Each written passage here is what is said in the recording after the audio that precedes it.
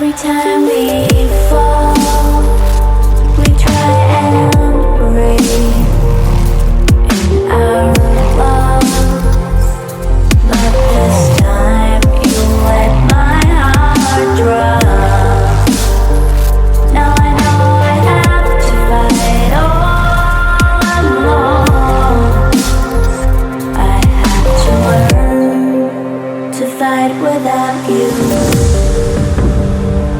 I don't want to let you go, it's too hard when we're apart. 'Cause you're the stars to my sky, and my heart can't let you out, but such is life. I have to learn to fight without you.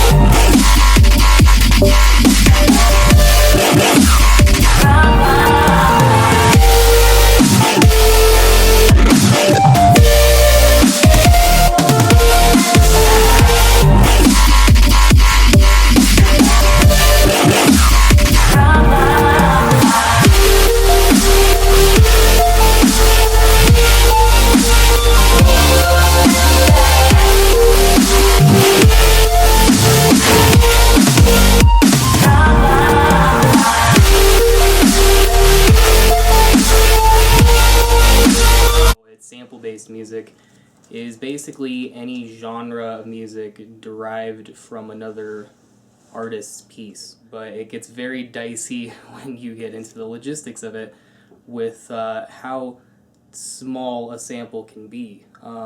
There's genres such as micro house and other dance music genres that utilize literally millisecond long pieces of music. Alright, it's recontextualization. That's the key element of any sort of configured music. Sample-based, when I think of, like, in my genre, in dance music, I think of, like, the Pretty Lights, the Grizz, and, like, that kind of the electro soul kind of stuff, just so, because that music has that soul in it that is found in a lot of old soul music, and it's easy to sample from old vinyl and stuff, and so that's what I think of when I think of sample-based music or, like, old hip-hop productions.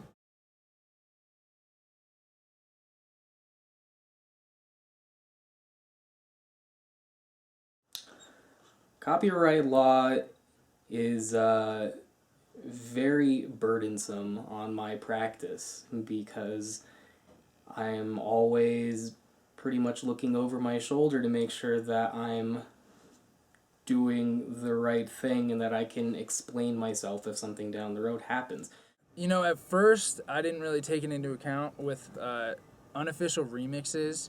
It's tricky because I thought it was more, if you give it away for free, you're good to do what you want. And I unfortunately have found that that's not the case. And so I remixed two artists, or two bands. They're like indie rock bands that aren't huge, but they're like middle of the road and they're gaining popularity. And I remixed their songs, and the songs I remixed got a lot of attention. And then like 2 months later, SoundCloud took them down and said that the actual individual artists came to SoundCloud and said they don't want to be seen in the EDM spotlight, or like they want to maintain a certain vision that doesn't include electronic music. And so that kind of sucks for me, because now if I put another unofficial remix up and I get it taken down, my SoundCloud will be deleted.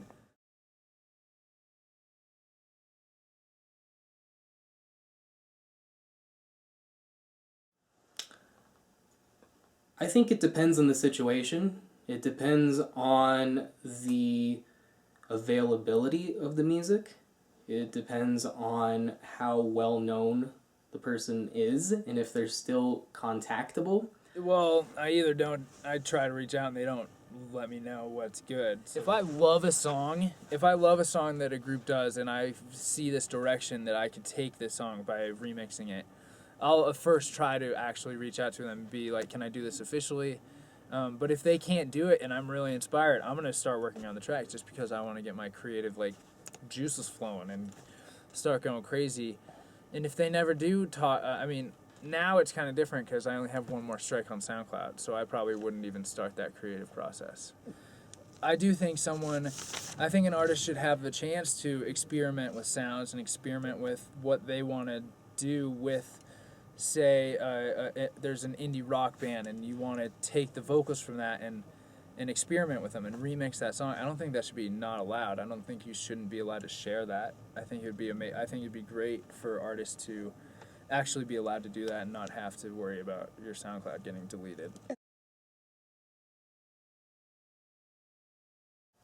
Even if a original artist created the music, they may not be the owners of it. It might be a record company that has long since been defunct and bought pretty much by a larger record company. So now BMI or Sony owns something that, like Wildman Fisher or something like that created, or one of these very obscure artists created back in the 1960s, and they had nothing to do. They had no connections other than the fact that they jumped on it at the right time and pretty much bought the piece of paper that says that they own the piece of music now. So I've been releasing music for free up to this point, so there's not really any profit being made off of what I'm doing. So feasibly, it doesn't seem reasonable to charge someone with a crime when they're not making any money off of it. And I think any sampling should be fair game, because nearly any kind of sampling usage is going to inherently be a transformative work of some sort. Even if it's the only way I couldn't see is if someone used the original song. And that's kind of where Biz Markie got into trouble, is because he utilized very large sections of other people's music and was releasing it commercially and making money doing it. No.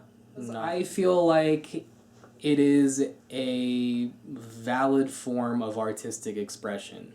I have illegally sampled. It would be really cool if artists could be allowed to actually unofficially remix something and would have to give it away for free. Like, you can't make any money off someone else's voice. I don't know if you saw the interview with Vanilla Ice when he was talking about Ice Ice Baby and how he was justifying basically stealing that song from Queen and David Bowie.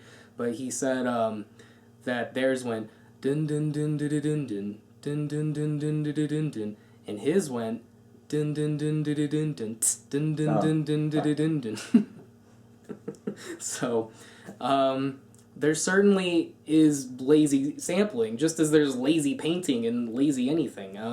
You have to deal with that as it comes, but it shouldn't be an all or nothing situation where just because someone who didn't want to put in the effort to create a transformative work results in the punishment of people who do really put their hearts and souls into this. I've had to create original projects without any samples, and that's actually where I'm focused on now, and I love that. I love creating new, like, it's challenging in a sense where you don't get anything to get inspired off, where you just have to be inspired off an actual, like, mental picture and be creative based on that, versus being given something to, like, stem off of. And so unless I have permission from an artist, I'm not even going to start the stem off of remix unofficially process. I'm just going to sit down and start my own thing. I think it's interesting because today it's very different. I don't think people are doing as much. I don't think people are making money as much from actually, like, taking chunks of songs. I don't think people are doing that very often. Taking, like, a full measure and creating a song around that measure and selling it. I don't think that's very I could be totally wrong, but in like the in the music scene that I'm in, I think the majority of people, if they sample, it's very small like aspects. It might be a kick or a snare. A lot of the time I find myself making beats directly from my laptop. And my process involves looking for certain pieces of music, which I'm always doing because I've become a lover of all genres of music through the process of making music. So when it comes to making music, I tend to use a lot of different pieces of equipment. Not always the same thing for the same project. This right here is in a Dr. Sample SP303. It's the first sampler that I ever got. It's not in good shape. The memory card door is kind of torn off and it's been beat up. I bought it used off of eBay a few years ago, but it works okay for what it is. I kind of like that I'm limited by the things that I can do with it because it forces you to be creative with what you end up doing, and pretty much switch it on. And it has 4 different pad banks that are touch buttons, and This is the station. This is the creativity zone. And it's all soundproofed in here, which is something that when I learned a lot of production stuff from a producer, Omega, and he has a very similar setup. And so I just moved into this house, and I really wanted to try to figure out, there's the good producers, there's like Noisia and Cone Sound and these like amazing producers that have everything perfect.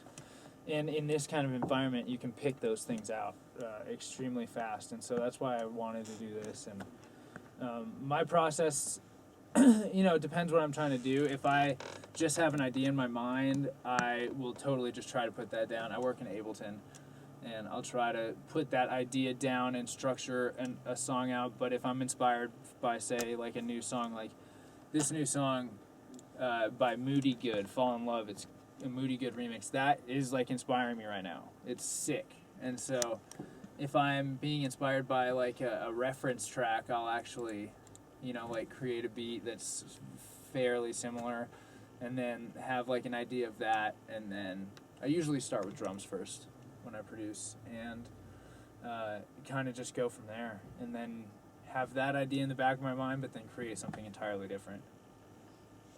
And yeah, it's fairly simple. I built this computer. It's a Hackintosh. It's all PC parts, but it's running Mac OS X Mavericks, and it was not that hard actually. Just got a new logo. But yeah, that is the machine that's running all this, and then the speakers I have are KRK VXT6s, and these are nice. One of them is kind of screwing up right now, which is kind of pissing me off. And then we've got, what is this, a 15-inch subwoofer? It's whatever you want to do. I think this is it's a 15-inch sub. It's a really clean sub. It hits 17 hertz like a boss. And it is powered by this amplifier right here, which is just an 1800 watt amp. That does not need that much, but that's what we're putting through it. And then this is a crossover, so it takes the highs and lows and separates them for the sub and the speakers. And then we got my interface, which is just Native Instruments interface, my external hard drive, and the dual screenage running Ableton. And then I got a lot of plugins in here that do a lot of work. One day, this will be a great tune. Yep. So that's a drum beat.